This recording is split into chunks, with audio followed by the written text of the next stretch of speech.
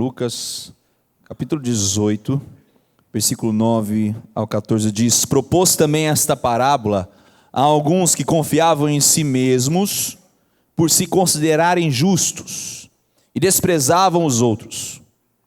2 homens subiram ao templo com o propósito de orar, um fariseu e o outro publicano. O fariseu, posto em pé, orava de si para si mesmo desta forma: ó Deus, graças te dou, porque não sou como os demais homens, roubadores, injustos e adúlteros, nem ainda como este publicano. Jejuo 2 vezes por semana e dou o dízimo de tudo quanto ganho. O publicano, estando em pé, longe, não ousava nem ainda levantar os olhos ao céu, mas batia no peito dizendo: ó Deus, sê propício a mim, pecador. Digo-vos que este desceu justificado para sua casa, e não aquele, que todo o que se exalta será humilhado, mas o que se humilha será exaltado. Palavra do Senhor nessa noite, de forma em parábola, as palavras de Jesus. Eu quero falar sobre o seguinte tema: justificados por Deus. Foi exatamente isso que aconteceu no desfecho dessa parábola. Diz que um desceu justificado para sua casa e o outro não. Então, como estar justificados perante Deus? Essa é a resposta que encontraremos nessa parábola. Na verdade, Jesus usa algumas parábolas para falar nesse momento sobre a oração. Mas ele continua e propõe uma outra parábola, a parábola que acabamos de ler, do publicano e do fariseu. Agora ele vai falar sobre essa questão de como nos achegarmos a Deus. Não só em perseverança, mas a motivação que vai por trás das nossas atitudes. E aqui estamos nós diante dela. A parábola do publicano e do fariseu. A história contada por Jesus tem um destino: aqueles que confiavam em si mesmos por se considerarem justos e desprezavam os outros. Parece que essas coisas estão entrelaçadas. Quanto maior confiança temos em nós mesmos, mais desprezamos os outros. É engraçado porque parece contraditório isso no mundo que diz que eu e você precisamos ser mais autoconfiantes, que eu e você precisamos treinar isso, e não há nada de errado ter uma pitada de autoconfiança em alguns momentos, mas o problema é que isso começa a ficar desvirtuoso e você, na sua autoconfiança, acredita que não precisa de mais ninguém, e começamos a desprezar as pessoas. Então, infelizmente, parece que a autoconfiança nos faz desprezar os outros, mas nós temos que entender que todos nós temos pontos cegos. Ninguém aqui é capaz de enxergar a situação de forma plena. Nós precisamos do ponto de vista dos outros, nós precisamos das pessoas ao nosso lado. É por isso que vivemos em comunidade, porque aqui ninguém tem uma visão completa das coisas. Nós precisamos uns dos outros. É por isso que Deus fez perfeitamente o homem e a mulher para entrar no casamento, colocou os filhos dentro da casa. É por isso que nós vivemos em grande congregação como essa, mas também nas pequenas reuniões, as células, porque nós precisamos uns dos outros. Esse é o contexto para aqueles que confiavam em si mesmos. Então Jesus introduz a primeira personagem, o fariseu. O fariseu, na verdade, era um partido, não político, mas um partido religioso dos judeus. Eram pessoas que realmente cumpriam a lei e as tradições, irrestritamente. Cada ponto, cada vírgula da lei, eles estavam ali dispostos a cumpri-las, ou pelo menos achavam que cumpriam. Mas o fariseu, ao achar que estava sendo melhor que as pessoas, ao ter essa autoconfiança, desprezava os outros. Você viu na oração do fariseu, ele desprezando as pessoas. Os fariseus eram piedosos, muito piedosos. E eles gostavam de exibir a sua condição religiosa em público.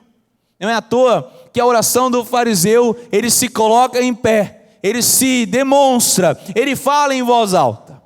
O fariseu, ele não era só isso, ele era hipócrita. Hipocrisia fala de algo que eu falo, mas não vivo. A hipocrisia, ela mente até mesmo para o hipócrita. Muitas vezes o hipócrita acredita viver aquilo, e os fariseus acreditavam estarem certos, mas no fundo do coração havia algo que os julgava, havia algo que os condenava. O fariseu, não só isso, mas ele era considerado um zeloso. Zelosos, ter zelo por alguma coisa, é admirar, cuidar de algo como se fosse seu. Então eles cuidavam das coisas de Deus com muito zelo, com muito cuidado, e não deixava nada interferir, nenhum tipo de contaminação que pudesse vir interferir em todas as leis e tradições que eles seguiam. Esse era o zeloso. Existe um livro muito bom, o N.T. Wright, um teólogo, que ele escreveu, Paulo, uma biografia, e ele dedica um capítulo apenas para falar sobre essa característica de zeloso de um fariseu. Você sabe, Paulo, antes de se chamar Paulo, chamava-se Saulo. E ele se considerava um fariseu, um dos principais, aquele que tinha orgulho de cumprir as leis e as tradições judaicas. E ele era tão zeloso pelas coisas de Deus, mas tão zeloso, que o seu zelo permitia usar até mesmo da violência contra aqueles que queriam trazer algum tipo de contaminação às coisas de Deus. Não é à toa que Saulo, ainda vivendo a sua religiosidade, ainda sendo um fariseu por excelência, diz lá em Atos que ele consentia com a morte de um homem cheio do Espírito Santo de Deus, chamado Estevão. Não só consentia que ele guardava as vestes, ele afirmava, ele considerava aquela morte como digna, porque ele estava sendo zeloso pela causa de Deus. Esse é o Saulo, esse é o típico fariseu. Esse é o fariseu que se põe em pé. Diz o texto que ele se pôs em pé e orava de si para si mesmo. Imagine só, alguém que fala, mas ninguém o ouve, apenas seus ouvidos. Você já deve ter tido uma experiência assim, de você falar e ninguém te ouvir. Principalmente aqueles que são pais, né? Quando você vai falar com seus filhos, por exemplo. Você fala com eles, parece que não ouvem você, né? Só eu tive essa experiência, mas alguém teve essa experiência? 2, 3, 4, 5. Nós 5 aqui só. Os outros não têm esse problema. Todos os filhos dos outros te ouvem. Glória a Deus, meu irmão. Eu preciso fazer o curso Educando Filhos de novo. Pastor Jefferson tem uma vaga lá? Obrigado. Mas quando você fala com as pessoas, elas não te ouvem. Parece que estava acontecendo isso. Ele orava de si para si mesmo. É aquela oração que não alcança nem o coração das pessoas, nem o seu próprio coração. Essa é a oração do fariseu. Eram palavras dirigidas ao seu próprio ego. Aquelas palavras que não enaltecem a Deus, mas enaltecem a si mesmo. Essas são as palavras do fariseu. Ele começa falando, graças te dou, Deus. Como se ele estivesse falando assim, graças te dou, porque eu sou muito bom. Eu sou bom demais. Aliás, Deus, o Senhor devia me agradecer por estar fazendo esse tipo de oração. Aliás, Deus, o Senhor devia me condecorar, devia me abençoar, devia derramar bênçãos sem medidas, porque fatalmente o Senhor não vai ter um filho como eu aqui na terra. O fariseu é aquele que acredita que é um filho predileto, como se Deus tivesse filhos prediletos. O fariseu é aquele que se acha muito especial, e eu quero falar a linguagem dos adolescentes aqui, a última bolacha do pacote. Não, essa é dos adolescentes da minha época. Eu acho que já é outra aí, mas vocês vão traduzindo aí. Esse é o fariseu, e ele fala, graças te dou porque não sou como os demais homens. E aqui o parâmetro do fariseu é a comparação. E olha aqui para mim todos, não existem vencedores na comparação. Quando você se comparar com alguém ou com alguma coisa, você sempre vai perder. Quer ver? Sempre existe alguém mais interessante do que eu e você. Sempre. Basta procurar, você vai achar alguém mais interessante. Sempre existe alguém mais rico que você. Isso é fácil. É fácil. Sempre tem alguém mais rico que você. Sempre tem alguém mais bonito que você. Isso também é fácil. Achar a gente vai. Ou seja, você nunca ganha. Você sempre perde na comparação. É a síndrome do espelho, espelho meu. Você já ouviu falar sobre isso? Espelho, espelho meu. Existe alguém mais belo do que eu? Tem pessoas que não têm esse espelho em casa, mas fazem essa comparação com as pessoas. Sempre estão se medindo pelos outros. E às vezes caem no erro do fariseu para se acharem melhores, menosprezam as pessoas, menosprezam os outros, nunca conseguem festejar uma vitória do vizinho, porque a vitória do vizinho deve ter sido debaixo de roubo, aquilo que ele alcançou deve ter sido por trapaça, aquilo que ele fez não é tão bom, porque você não consegue admirá-los, porque você está preso na armadilha da comparação, e a armadilha da comparação, como eu disse, não existem vencedores, apenas perdedores. Saiba que eu e você somos exclusivos, originais. Deus nos fez diferentes. Nós somos pessoas originais e especiais aos olhos do Senhor. Para que nos comparar? Deus quer nos usar nas nossas características que você tem, que é diferente da minha. Isso que é a igreja. O Novo Testamento fala dos dons que o Espírito Santo de Deus derramou sobre a igreja. E nós precisamos uns dos outros. Ninguém aqui é completo em si mesmo. Mas aquele que foi picado pelo mosquito da religiosidade, aquele que está ali contagiado pela religiosidade, contaminado pela religiosidade, se compara aos outros no sentido de desprezar as pessoas. E não consegue viver em comunidade, não consegue aprender com os outros. Não tem a humildade de ouvir as pessoas e aprender com elas. Esse é o religioso. Esse é o que se compara sempre. É aquele que está sempre perdendo. Ele fala: eu não sou como os demais homens. Veja quão grande eu sou, quão maravilhoso eu sou. E ele termina: não sou como os roubadores, injustos, adúlteros, nem ainda como este publicano. E aqui ele é específico. Ele tenta ali denegrir as pessoas ao seu redor, ou seja, a sua autoglorificação era à custa da miséria alheia. Ele precisava se autoglorificar, mas para isso, ele precisava desprezar as pessoas que estavam ao seu redor. Esse é o religioso, esse é o fariseu. Mas ele não termina aí, ele fala: eu jejuo 2 vezes por semana. E quando você analisa a lei judaica, havia apenas a necessidade de um jejum por ano. É claro que você poderia fazer outros de livre e espontânea vontade. Mas aqui ele fala: eu sou tão bom, sou tão religioso, que eu jejuo 2 vezes por semana. Maravilhoso. Eu dou o dízimo de tudo quanto ganho. E aqui os estudiosos dizem que não era só o dízimo, mas a construção do grego aqui diz que ele dava mais do que era necessário. Ele ia além do dízimo. Se tivéssemos um fariseu sentado entre nós, se você tivesse um fariseu na sua célula, certamente você bateria palmas de pé. Sabe aquela expressão? É para glorificar de pé, igreja. Nossa, que homem, que mulher. Porque isso parece que brilha como um diamante aos nossos olhos. Mas Deus está olhando o coração. Era um religioso, e a religiosidade mata. Se existe algo que pode nos fazer viver alienados de Deus, se existe algo que pode nos fazer viver longe de Deus, nos afastar de Deus, este algo se chama religião. Muitas vezes as pessoas perguntam para nós: qual é a sua religião? Qual é a religião da qual você pertence? Como se a religião fosse um modo de te conectar com Deus, mas me parece, e Jesus demonstra isso na sua crítica aos fariseus, aos religiosos, aos escribas da época, que a religião nos afasta de Deus.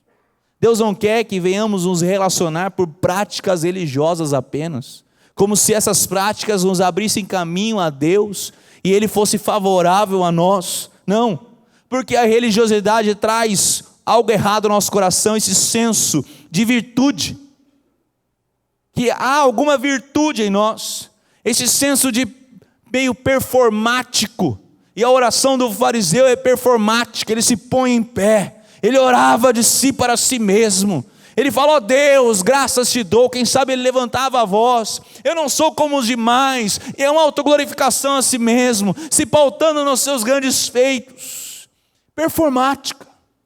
Há um senso de virtude que não deve existir em nosso coração, que a religiosidade tenta trazer à nossa vida. Eu sou melhor, eu sou especial. Hoje, existe uma nova teologia em voga. Alguns anos atrás, lutava-se contra a teologia da prosperidade, em que basta você se render a Cristo e no outro dia, milhões de dólares aparecerão em sua conta bancária. Se eles não apareceram, é que você ainda não se rendeu, ou você é muito pecador e Deus ainda não te deu esse presente maravilhoso.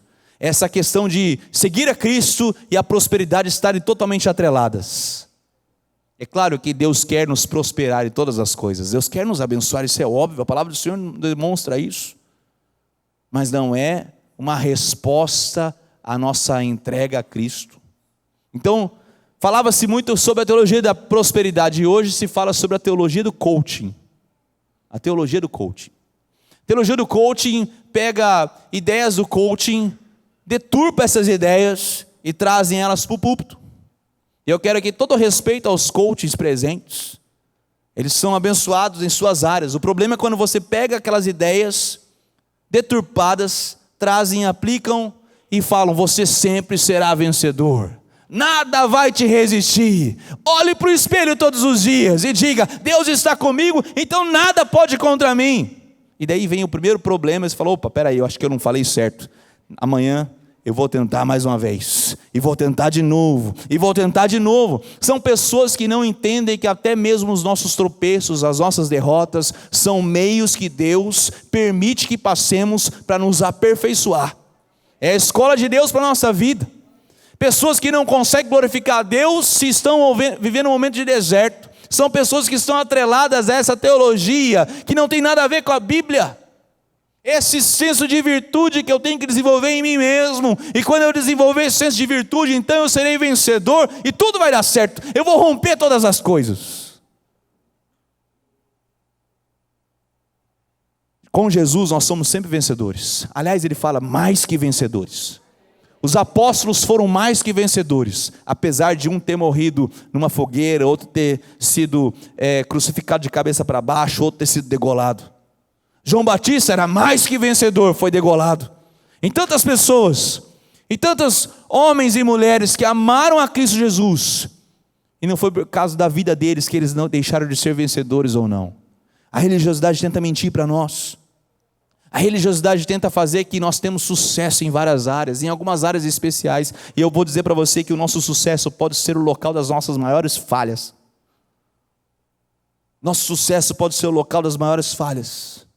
Porque se colocarmos a nossa identidade apoiada no nosso sucesso, certamente vai desmoronar a nossa vida. Existe um pastor, tem uma igreja muito relevante em Los Angeles, chamado Raphael McManus, e ele escreveu em um dos livros dele dizendo: se a sua identidade estiver enraizada, no seu sucesso, você perderá quem você é quando o fracasso bater a sua porta. Se a sua identidade estiver fundamentada, enraizada naquilo que te traz sucesso, quando a sua vida chacoalhar, quando as coisas não irem bem, quando você perder aquela base de sucesso, então você não vai saber quem você é, porque a sua vida não tem mais fundamento. E a vida do homem e da mulher não é fundamentada em suas características e seus sucessos, mas é fundamentada em Cristo Jesus. Sabe quando você está firme em Cristo Jesus? É quando Deus pode tirar e permitir que se tire de você as coisas que mais lhe trazem prazer. Mas você continua firme em Jesus Cristo. Lembra de Jó? Jó foi desafiado, foi provado em sua fé, quando todas as coisas que lhe traziam bem foram tiradas. E no final do seu livro ele fala: antes te conhecia de ouvir falar, mas agora de contigo andar. São experiências que Deus traz ao coração. Mas essa religiosidade tenta nos fazer, nos apoiar no nosso sucesso. Mas a parábola não termina aí, na vida de um fariseu. Jesus continua, fala que também um publicano estava com o propósito de orar. E quem é o publicano? O publicano, na verdade, era um profissional, um empregado do Império Romano. O publicano era um compatriota dos judeus, que era contratado pelo Império Romano, que dominava aquela região toda, para cobrar impostos dos seus próprios compatriotas, os próprios judeus. Então esse publicano, ele era um traidor, e na verdade ele roubava, ele tinha um caixa dois, porque o Império, para deixá-los fiéis ao Império Romano, eles não só cobravam os impostos, mas eles guardavam parte para si. Então quem determinava o tamanho do imposto era o próprio publicano. Havia impostos sobre o que eles plantavam, sobre os seus animais, sobre o ir e vir. Mais ou menos o que acontece nas rodovias aqui do Paraná. Quem sabe você pode chamar o publicano. Quanto que é o... Não faça isso não, que é só brincadeira. Mas diz que o publicano tinha essa função de ser um cobrador de impostos, das taxas alfandegárias, assim por diante. Mas aos olhos dos judeus e principalmente dos fariseus, o publicano era um pecador, um traidor, que não merecia respeito. Então esse homem, com essa fama, sobe ao templo também com o propósito de orar. Mas olha só como que ele se aproxima diferente. Ele fala que estando em pé de longe. Porque no templo, o templo naquela época tinha uma ligação com a presença de Deus. O templo representava o ápice da presença de Deus na terra. Então havia locais em que os judeus poderiam entrar, que os fariseus tinham acesso, mas não os outros homens comuns, como o publicano. Então o publicano se coloca de longe, ele não se coloca no lugar de evidência, ele se coloca de longe, e ele fala bem de longe, ele não ousava nem ainda levantar os olhos ao céu. Quem sabe pela sua vergonha, quem sabe pelo peso do seu pecado, o fizeram baixar os olhos, olhava ao chão, pois ele sabia quão pecador ele era. E diz o texto que ele batia no peito. E essa expressão de bater no peito é uma expressão judaica de profundo arrependimento. Você vai ver em Lucas, vai ver em Jeremias e outros profetas, quando o povo batia no peito, em arrependimento profundo. Ele mostra aqui o envolvimento da oração por completo. A oração não envolve apenas o falar, mas envolve a nossa alma, envolve o nosso espírito. A oração toma o nosso corpo por completo, toma o ser humano na plenitude do ser humano. Lembra de Jesus no Getsemane? Diz o texto que ele estava em profunda agonia, buscando ao Senhor, sabendo cônscio do que ia acontecer com ele nas próximas horas. E ali, ele está tão intenso na presença do Senhor, o buscando em oração, que até as suas gotas de suor se transformam em sangue. Agonia da alma, totalmente envolvido na oração. Muitas vezes nós resumimos a oração a pequenas palavras, e não é só isso, é coração, por isso que eles batem no peito. E aqui o publicano, ele bate no peito com o sentido: eu estou arrependido, eu sei do meu erro, eu sei das minhas falhas, eu sei quem eu sou. Esse é o publicano. Esse é o publicano que diz: ó Deus, sê propício a mim, pecador. Sê propício a mim, pecador. Ele também se compara às pessoas, mas ele se coloca como pecador. Lembra que no início dessa mensagem eu lembrei de Saulo? Saulo, depois de consentir com a morte de Estevão, um homem cheio do Espírito Santo que foi apedrejado.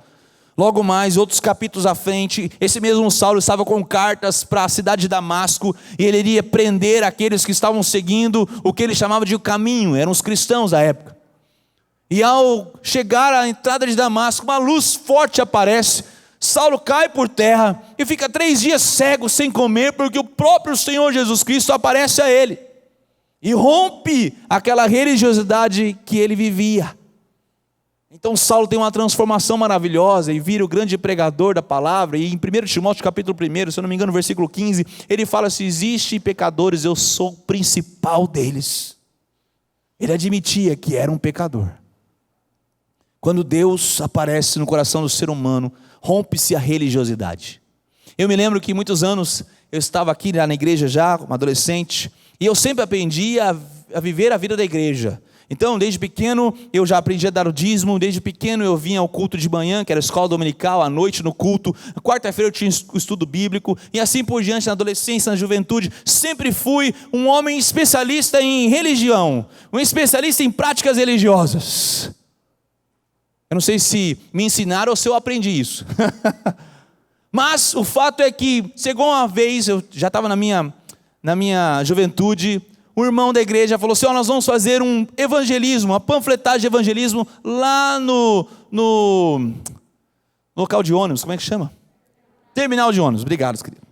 No terminal de ônibus, estava recém-inaugurado, muito movimento, e você sabe que o ônibus para lá, às vezes 15, 20, 30 minutos, para esperar outras pessoas entrarem, para sair para outras viagens. Ele falou assim: não, local especial, Emerson, vamos com a gente? Eu falei: claro, como profundo religioso, eu sei que eu tenho que pregar o evangelho.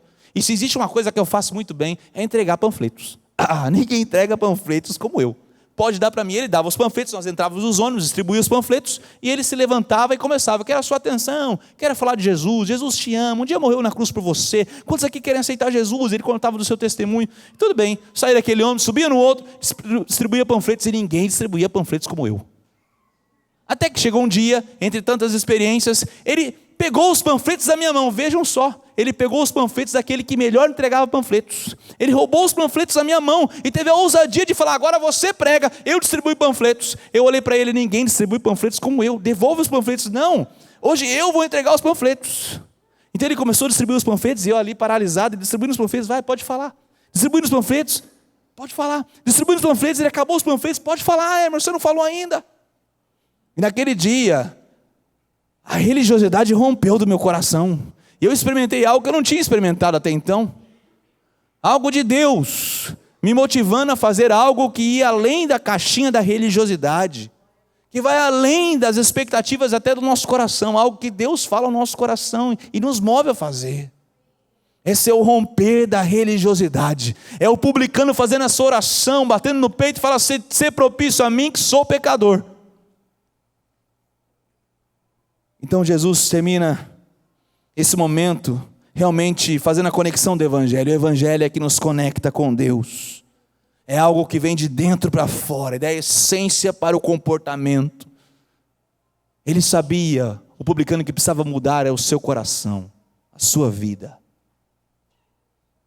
E ele termina dizendo: esse desceu justificado para a sua casa, porque aquele que se exalta será humilhado, e que se humilha será exaltado. Quais são as lições? Eu quero terminar essa mensagem de forma rápida, com 4 grandes lições, aplicações para a nossa vida. A primeira é que a parábola mostra que Jesus perdoa erros e não justificativas. Jesus perdoa erros e não justificativas. Hoje vivemos numa sociedade de justificativas.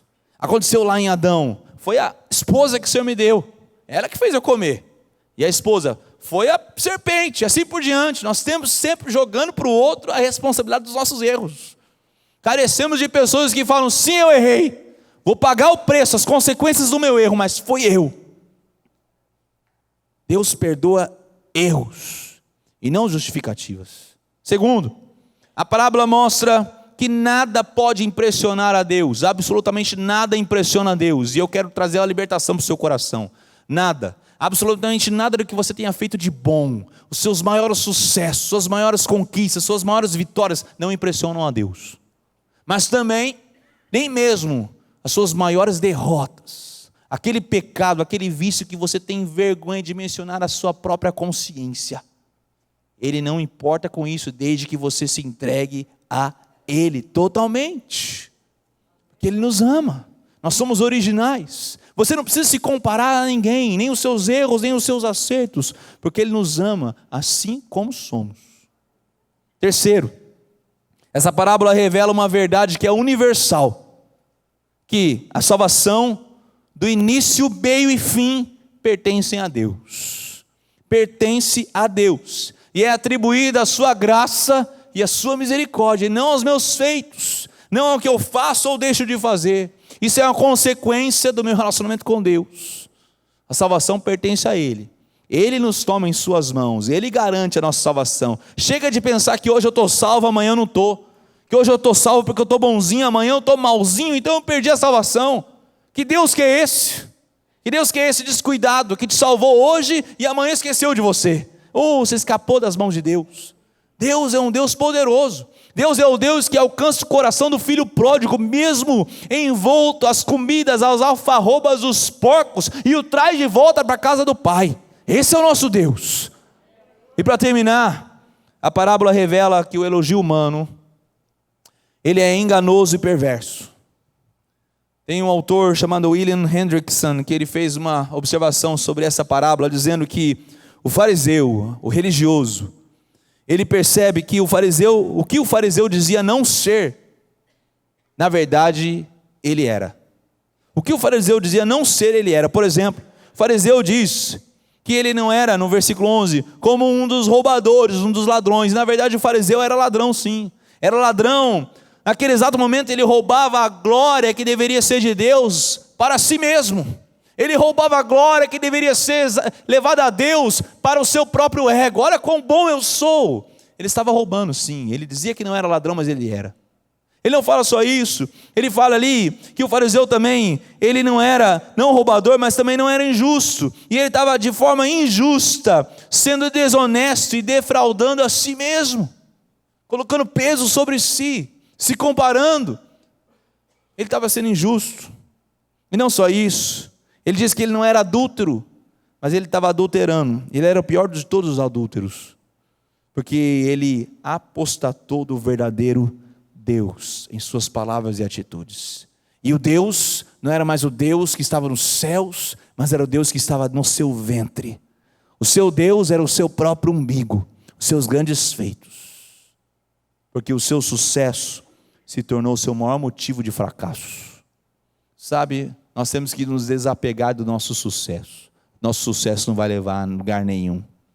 Hoje ele pode ser sucesso, amanhã podemos experimentar fracassos. Mas quem tem Deus, quem tem a atitude de um publicano, quem é capaz de bater no peito e falar: ser propício a mim, me ajuda, Deus, porque eu sou falho, eu sou pecador, eu sou limitado.